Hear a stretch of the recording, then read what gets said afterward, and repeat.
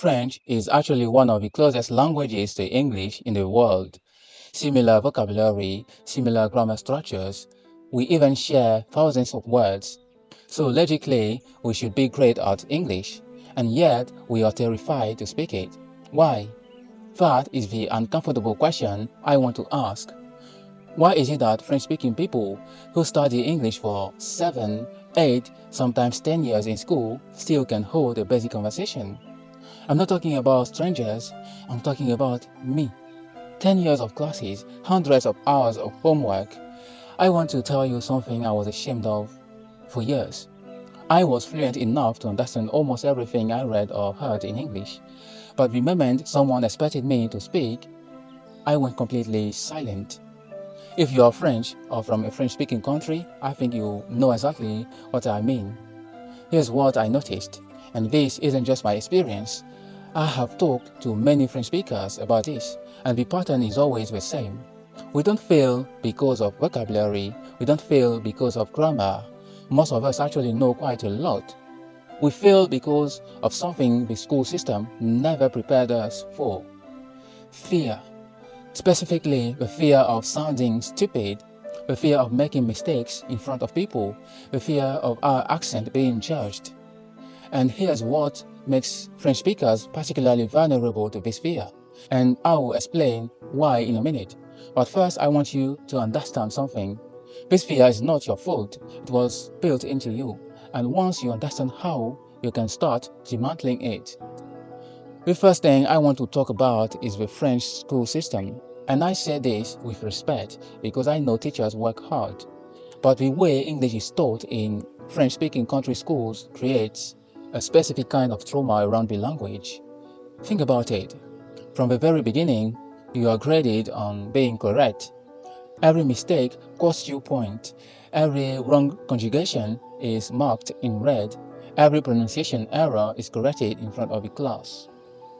What does that teach your brain? It teaches you that making a mistake in English is dangerous, that opening your mouth is a risk, that staying silent is safer. And then we become adults, and we carry that childhood fear into every meeting, every trip abroad, every conversation with a native speaker. I remember my first real conversation with an English speaker outside of class.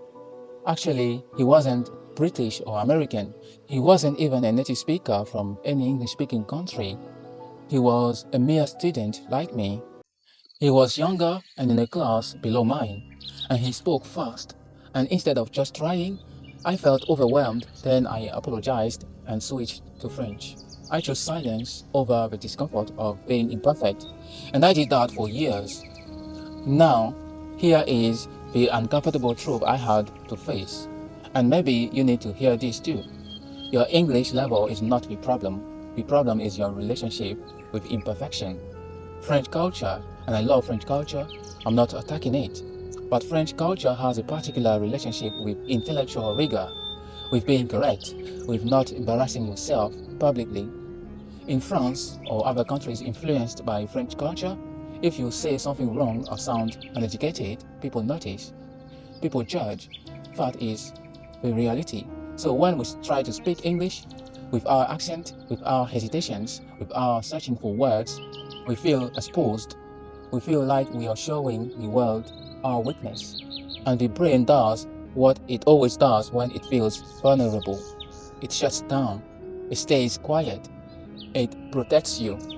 But here's what I learned, and this changed everything for me. Native speakers don't care about your accent. They care about your intention. The moment you are trying, genuinely trying to communicate, they respect that.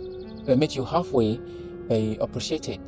I have tested this many times and it is true every time.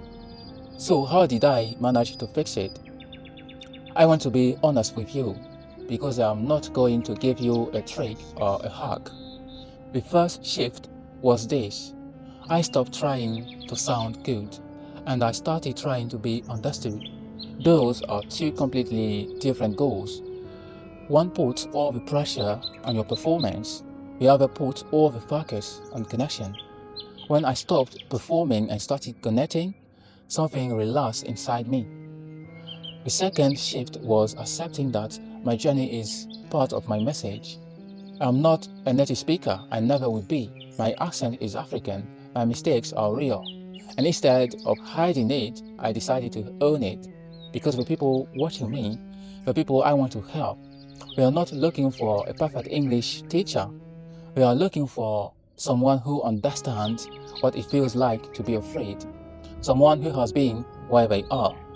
That is my advantage, not despite my imperfection, because of it.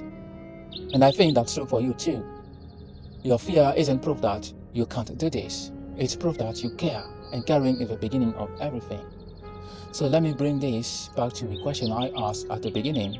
Why are French speakers afraid to speak English? Because a system taught us that mistakes are failures, because a culture taught us that exposure is dangerous, and because nobody told us that speaking imperfectly is still speaking. And how did I fix it?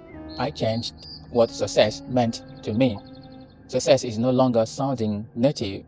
Success is showing up, opening my mouth and trying, even when it's uncomfortable, even when my accent is heavy, even when I search for words.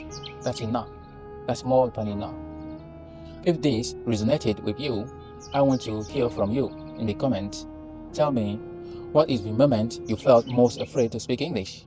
Because I have a feeling you're not alone. And if you're on this channel for the first time, subscribe. Because this is exactly the kind of conversation we have here. Not grammar lessons, not vocabulary lists, but the real, honest, sometimes uncomfortable work of becoming someone who speaks English with confidence and someone who is becoming a better version of themselves. I'll see you in the next one. Cheers.